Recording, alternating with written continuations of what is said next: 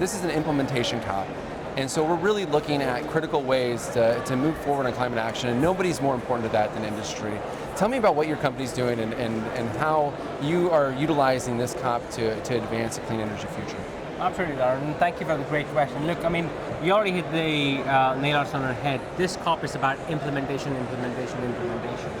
Nobody has come here thinking, oh, we've got another 10 years, we've got another 5 years, we need to come up with a plan. I think people are already thinking how we are actually going to make the action happen on the ground. Our company, Carbon Clean, we are focused on industrial decarbonization. So we are one of the world's largest companies focused on mass producing scalable modular carbon capture equipment that could then be implemented for heavy industry like steel, cement, energy from waste, refining, glass, petrochemicals, things like that.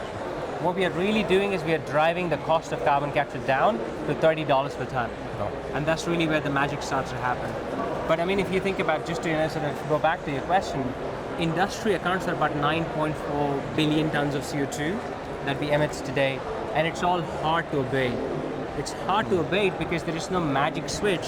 You could just switch off and say, well, I don't want any more steel. I don't want any more cement. I don't want any more glass. I mean, these are commodities we use in our daily lives.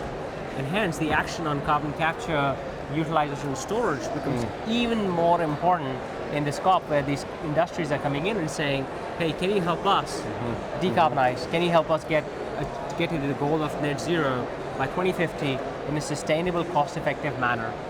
So talk to me about this. There's a really broad constituency of individuals attending COP, right? You have governments, you have industry, you have NGOs, activists. It's a really compelling incubator of ideas and thoughts. You know, how do you take advantage and give a message to all of these different broad constituencies, in particular the policymakers, as we watch legislation like the Inflation Reduction Act really change the scale of ambition on clean energy? What's the conversation like here on the ground? It's, to be honest, it's a very constructive conversation, because if you think about industry, government, civil society, we are all part of the same circle. We all live on the same planet. We all have same issues. You know, wildfires in California. You know, the hurricanes coming along. So I think all of us are coming along and saying, well, what are the really, really critical steps we need to take to actually get the action going on the ground? You know, you raised a very great point about Inflation Reduction Act. I think it is a marvelous policy legislation that the US has brought in, that's bringing in so much action into the US industry, and really making it a hub of innovation for decarbonizing industry and hard to abate sectors like steel, cement, oil and gas. I think I also see a very positive side of that. So Inflation Reduction Act, you know, it will, as we move towards the net zero ambition and decarbonization, I think it's going to create lots and lots of jobs. I mean, think about hundreds of thousands of jobs that would need to be created. You know, I was looking at one of the industry figures, just carbon capture industry in itself, if we want to achieve anywhere close to 1.5 degrees, not even net zero, 1.5 degree scenario, we will need to build 5 companies of the size of Chevron in carbon capture space. I mean, just think about the economic activity, think about the impact on life, think about creating high-paying, good jobs in all different sectors. So it's extremely critical that we actually get this right, and hence that's really the reason why everyone coming together is saying we need to get this going. So I think just building on that, there's really an economic case. There's an economic case in climate technology. This isn't just a punitive or a tax on society. There's real business being accomplished here. And I wonder if you can't look ahead, you know, not just to this COP, not just to the Emirates, but you know, come back in a decade. Do you expect the CCUS business in particular to really have a transformational impact on global trade as well? Sure, absolutely, Dar. Look, there's always a discussion around what's the cost of doing nothing. Right. Cost of doing something is, you know, whatever, XYZ dollars per ton of CO2. Sure.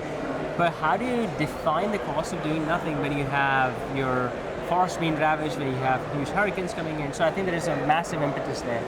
I think 10 years from now, I do see carbon capture, utilization, storage as a technology, as a go-to technology, where people will go and say, well, if I have an industrial asset, this is the technology I want to go and decarbonize my assets on. What our company is doing, we're bringing breakthrough innovation to the market. And we're showcasing it here at the COP as well. I mean, tomorrow we are hosting an event where we will be getting policymakers, industry, and financing people together to talk about how do we actually further develop, demonstrate, and commercialize this technology all over the place. So it's all about scalability and achieving that scalability. Our key thinking, how should we actually commercialize and further scale up carbon capture is exactly same as what has happened in solar industry. Seriously, between 2010 and 2020, the solar industry went 1600%. Why? Because there was will. Why? Because there was government support, right policy framework. But there was also a very intelligent way of figuring out that if we produce the same square solar panel again and again and again and a million times, you will drive the cost down and you will drive it to the ground. We're trying to do exactly the same thing with carbon capture. Have a same scalable, modular, replicable system and start producing it again and again and again, maybe a bit like Tesla. Well, I love that idea, and we'll be very excited to follow your journey in this way from the Atlantic Council.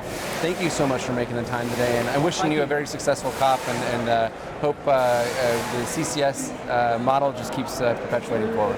Absolutely, no, thank you. And I do want to say, I mean, to everyone who's listening in, you know, the biggest competition, people ask me who's your biggest competitor, biggest technology. I always say the biggest competitor is climate change. It doesn't sleep, it doesn't go on holiday, it doesn't take a break for whatever reason. It's working all the time against us. So we all need to be united in the action. Well, thanks again. All right, well, thank you.